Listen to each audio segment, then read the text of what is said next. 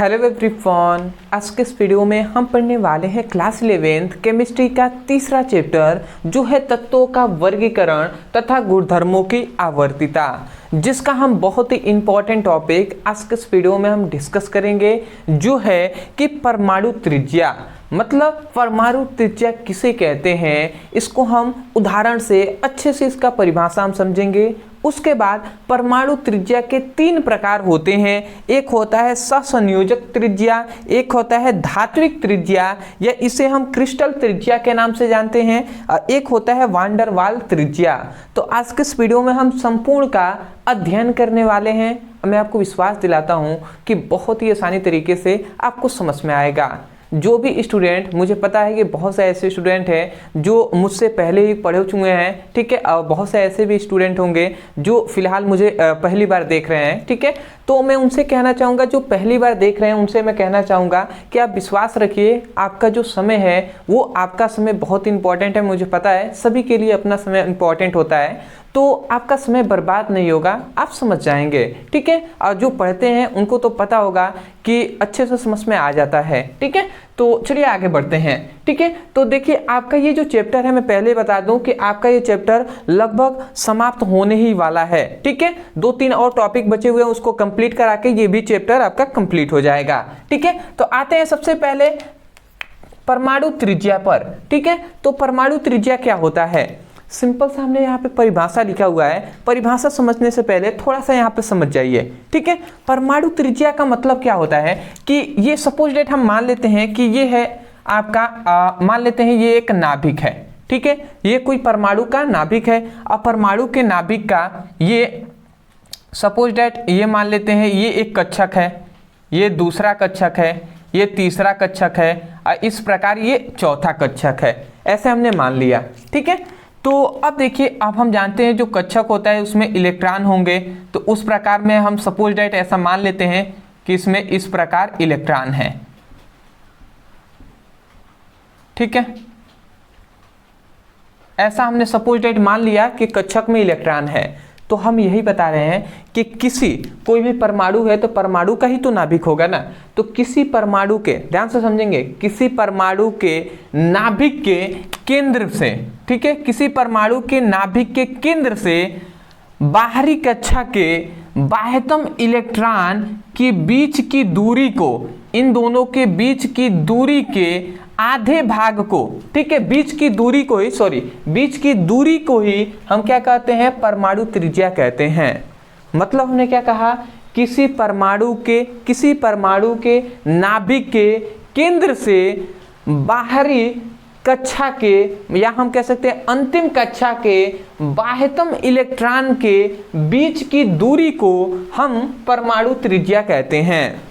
आशा करते हैं आप समझ गए होंगे। वही बात हमने लिखा है, किसी परमाणु के नाभिक के केंद्र से बाहरी कक्षा के बाह्यतम इलेक्ट्रॉन के बीच की दूरी को परमाणु त्रिज्या कहते हैं, ठीक है। मतलब जो परमाणु का नाभिक है, तो नाभिक किससे नहीं हमें लेना है, नाभिक का जो मध्य होता है, जो केंद्र होता है, उससे बाहरी कक्षा के जो बाह्यतम इलेक्ट्रॉन होता है, ये बाहरी कक्षा है, तो बाहरी कक्षा के भी जो बाह्यतम अंतिम जो इलेक्ट्रॉन होगा, ठीक है, अंतिम इलेक्ट्रॉन के बीच की दूरी को हम परमाणु त्रिज्या कहते हैं, ठीक है। तो ये आपका जो हम कह सकते हैं रियल परिभाषा होगा। नहीं तो बहुत से ऐसे स्टूडेंट हैं जो ऐसे भी कह देते हैं, ठीक है, कि किसी परमाणु के नाभिक से बाहरी कक्षा के अंतिम कक्षा के बीच की दूरी को हम क्या कहते हैं, परमाणु त्रिज्या कहते हैं। तो अंतिम कक्षा आपको नहीं कहना है, अंतिम कक्षा के बाहरी, अंतिम कक्षा के अंतिम इलेक्ट्रॉन, क्या कहेंगे, बाहरी कक्षा के अंतिम इलेक्ट्रॉन के बीच की दूरी को, क्योंकि इलेक्ट्रॉन भी तो बाहरी कक्षा में इलेक्ट्रॉन भरेंगे। तो मान लेते हैं 5 इलेक्ट्रॉन है, तो जरूरी नहीं कि पहला इलेक्ट्रॉन दूसरा इलेक्ट्रॉन, इनके बीच का कुछ ना कुछ तो दूरी होगा ही। तो वही कहा जा रहा है कि बाहरी कक्षा के अंतिम इलेक्ट्रॉन जो होगा उनके बीच की दूरी को हम क्या कहेंगे, हम परमाणु त्रिज्या कहते हैं। थोड़ा सा हम डेप्थ में बात कर रहे हैं। कभी कभी ऐसा होता है कि मतलब मैं समझाता हूँ, परंतु मैं सोचता हूँ कि मैं समझा कुछ और रहा हूँ अब, और आप कहीं ऐसा तो नहीं कि आप कुछ और समझ रहे हैं, ठीक है। तो थोड़ा सा इसको कल्पना करके आप थोड़ा सा समझना पड़ेगा, ठीक है। समझ में आ जाए तो कमेंट सेक्शन में हमें जरूर बताइएगा कि आपको समझ में आ जा रहा है, ठीक है। तो आप समझ गए ना, किसी परमाणु के नाभिक के केंद्र से बाहरी कक्षा के अंतिम इलेक्ट्रॉन के बीच की जो दूरी होगी, इनकी बीच की दूरी, वही होगा परमाणु त्रिज्या। अब आते हैं परमाणु त्रिज्या के प्रकार। तो परमाणु त्रिज्या के 3 प्रकार होते हैं।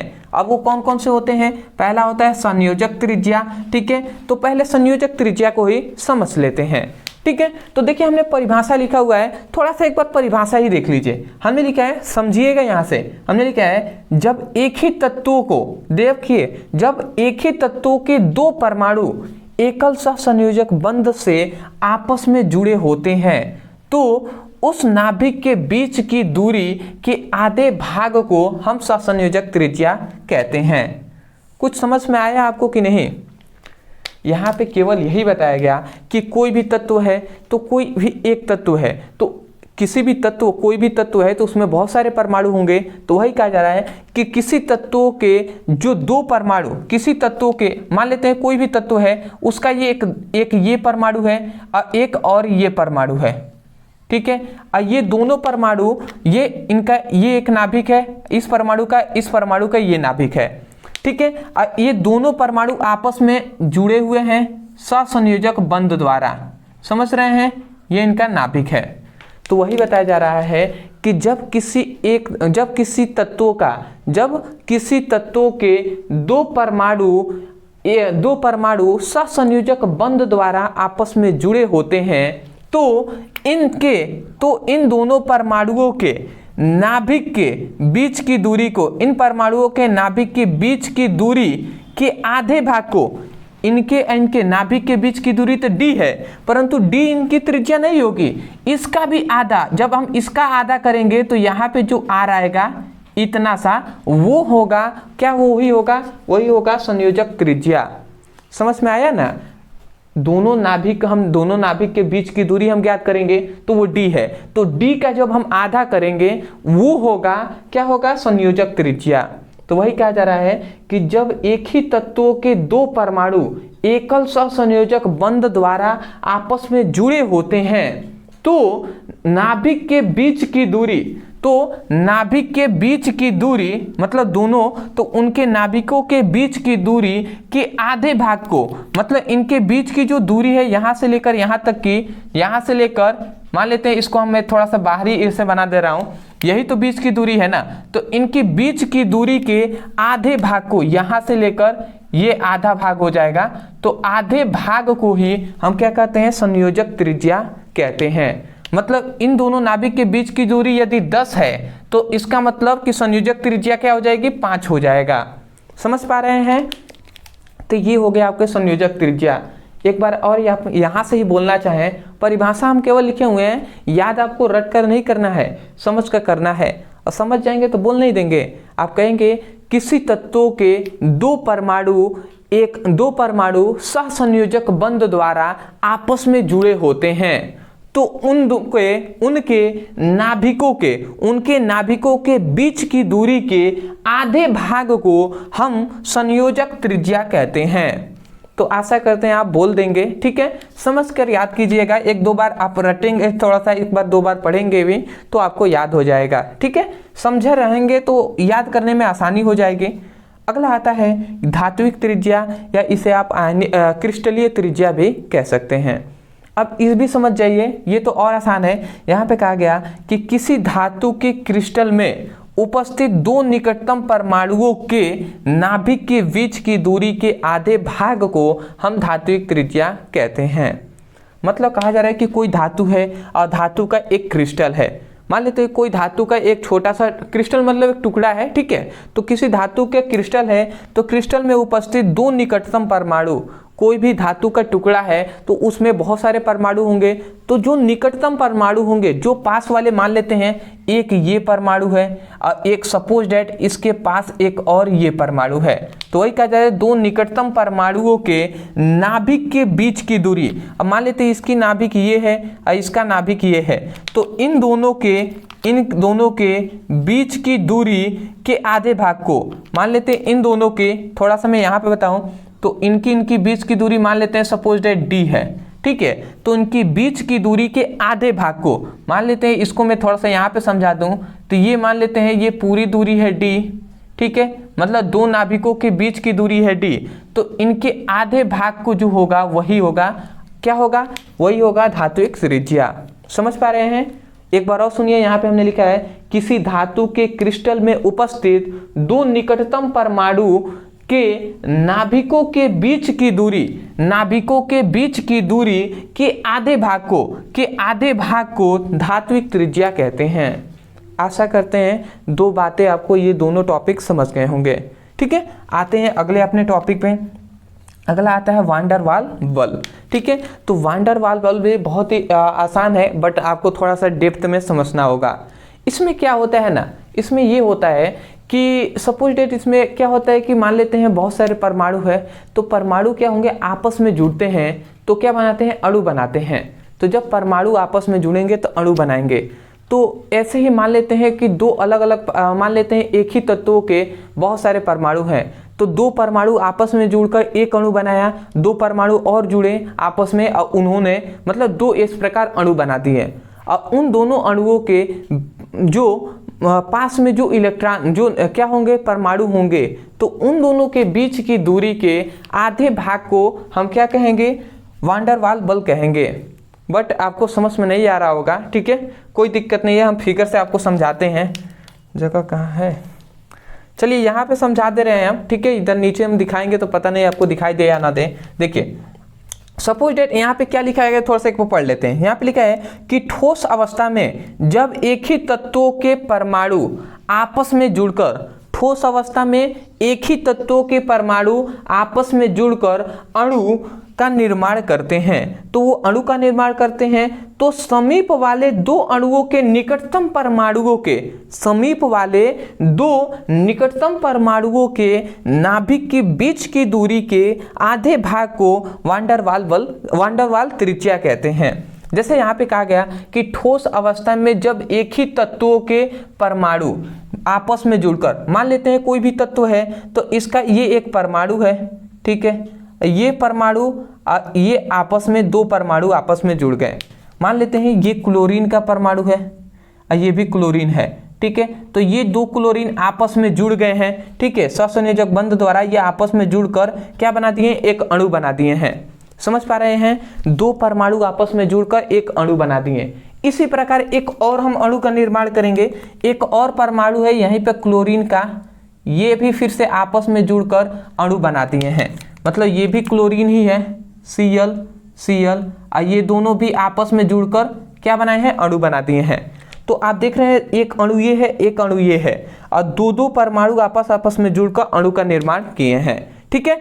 तो यहाँ पे यही बताया गया, आपको ध्यान से समझेंगे, यहाँ पे ये बताया गया कि इन दोनों अणुओं के निकटतम जो परमाणु होंगे, ये दोनों अणु हैं, तो इन दोनों को यदि यहाँ पे रखे हुए हैं तो निकटतम परमाणु कौन है, एक ये परमाणु है, एक ये, यही दोनों ना आपस में पास हैं। ये वाले तो दूर हैं, यही सबसे पास हैं। तो जो निकटतम परमाणु होंगे, तो निकटतम परमाणुओं के नाभिक के, निकटतम परमाणुओं के, ये दोनों निकटतम हैं, तो निकटतम परमाणुओं के नाभिक, इनकी ये नाभिक है, तो नाभिक की जो बीच की दूरी होगी, मतलब यहाँ से यहाँ तक की जो बीच की दूरी होगी, और उसके आधे भाग को, मतलब इसके भी आधे भाग जो होगा वही होगा वान डर वाल त्रिज्या। तो आशा करते हैं आप समझ रहे होंगे कि यहाँ पे एक बात क्या हो रहा है, यहाँ पे वही बात हो रहा है, ठीक है, कि दो अणु है, ठीक है। तो दो अणुओं का जो निकटतम परमाणु कौन सा है, ये दोनों निकटतम परमाणु है, मतलब बहुत ही पास हैं। तो पास है तो इन दोनों के नाभिक की जो बीच की दूरी मान लेते हैं d है, तो इनकी बीच की दूरी के आधे भाग को, मतलब इसका भी यदि हम आधा करते हैं तो जो दूरी आएगी वही दूरी क्या कहलाएगी, वान डर वाल त्रिज्या कहलाएगा, ठीक है। तो वही बात हमने यहाँ पे लिखा है कि ठोस अवस्था में जब एक ही तत्वों के परमाणु आपस में जुड़कर अणु का निर्माण करते हैं, आपस में जुड़कर अणु का निर्माण करते हैं, तो समीप वाले दो अणुओं के निकटतम परमाणु, तो समीप वाले दो अणुओं के निकटतम जो परमाणु होते हैं, निकटतम परमाणु के नाभिक के बीच की दूरी के आधे भाग को वान डर वाल त्रिज्या कहते हैं। नाभिक के बीच की दूरी के आधे भाग को वान डर वाल त्रिज्या कहते हैं। तो आशा करते हैं कि आपको समझ में आ गया होगा। देखिए मैं यही कहूँगा कि मैं अपनी तरफ से पूरी कोशिश करता हूँ कि आपको आसान शब्दों में समझ में आए। ऐसे इतना छांट कर आपको किताब में नहीं दिया होता है, बट मैं आपको समझाने के लिए आसान शब्दों का प्रयोग करता हूँ और इसको बार बार रिपीट करके समझाता हूँ, जिससे आपको, मुझे लगता है आपको समझ में आ जाता होगा। ठीक है, तो मैं यही कहूँगा यदि आपको समझ में आ जाए तब जाकर आप एक प्यारा सा लाइक कर दीजिएगा। और केवल एक रिक्वेस्ट है कि आप हमें कमेंट सेक्शन में ज़रूर बताइएगा कि आपको ये वीडियो कैसा लगा। और दूसरी बात यह है कि चैनल पे नए होंगे तो चैनल को बिल्कुल अभी आप सब्सक्राइब कर दीजिए, क्योंकि आपको भी पता है कि सपोर्ट की आपकी बहुत ज़्यादा ज़रूरत है। ठीक है, और एक और बात है कि बहुत से ऐसे स्टूडेंट हैं जो कमेंट कर रहे थे कि सर आप रेगुलर वीडियो अपलोड नहीं कर रहे हैं। ठीक है, ऐसा बहुत से ऐसे स्टूडेंट हैं जो कहे हुए थे कमेंट सेक्शन में भी और व्हाट्सएप पे भी मैसेज किए थे। मैं उनसे यही कहूँगा कि देखिए हमारा 3 चैनल है, आपको नहीं पता तो मैं बता दूं। एक है ब्रदर सर के नाम से जो हमारा मेन चैनल है, जिस पर क्लास 12th का ओनली पढ़ाई कराया जाता है, और ब्रदर सर जो क्लासेस चैनल है उस पर क्लास 10th की पढ़ाई कराया जा रहा है। और जो आपका स्टडी, जिस पे आप ये देख रहे हैं ब्रदर सर स्टडी चैनल, इस पर केवल आपका क्लास 11 की पढ़ाई कराया जाता है। ठीक है, तो आपको भी पता होगा कि क्लास 12th में सीरियस होकर पढ़ाई कराया जा रहा है, क्योंकि उनका क्लास 10th का और क्लास 12th वाले जो भी स्टूडेंट हैं उनका बोर्ड एग्ज़ाम का पेपर है, तो उनके लिए थोड़ा सा ज़्यादा मेहनत किया जा रहा है। बिल्कुल मैं कहूँगा कि भैया बिल्कुल मैं ज़्यादा उन्हीं पर फोकस कर रहा हूँ। ठीक है, आपसे भी मैं देखिए जितना मुझे समय मिलता है, ठीक है, मैं पूरा कोशिश करता हूँ कि आपको रेगुलर वीडियो अपलोड किया जाए, बट कभी कभी डिले हो जाता है। ठीक है, बट मैं आगे और भी प्रयास करूँगा कि आपके लिए मेहनत किया जाए। ठीक है, पूरी कोशिश करूँगा कि आपकी जो भी तैयारी है उसका पूरा चैप्टर कंप्लीट कराया जाए। 3 चैप्टर मान लेते हैं लगभग आपका कंप्लीट हो ही गया है, इसका भी जल्दी आपको 2-3 और टॉपिक है उसको कंप्लीट हम कराकर इस चैप्टर को समाप्त करेंगे। उसके बाद हम आगे वाले चैप्टर को पढ़ाई करेंगे। ठीक है, तो आप निश्चिंत रहिए। कोई टॉपिक है जो आपको पढ़ना है तो उस टॉपिक का नाम लिखिए यूट्यूब पर, अंत में हमारे चैनल का नाम लिखकर सर्च करेंगे, वीडियो आपको मिल जाएगा। ठीक है, और डिस्क्रिप्शन बॉक्स में भी हमने क्लास 11 के फिजिक्स और केमिस्ट्री दोनों का लिंक दिया गया है, तो उस पर क्लिक कीजिए और वहाँ से पढ़ाई कीजिए। तो चलिए दोस्तों, आज के लिए इतना ही। मिलते एक नए टॉपिक के साथ, तब तक के लिए धन्यवाद।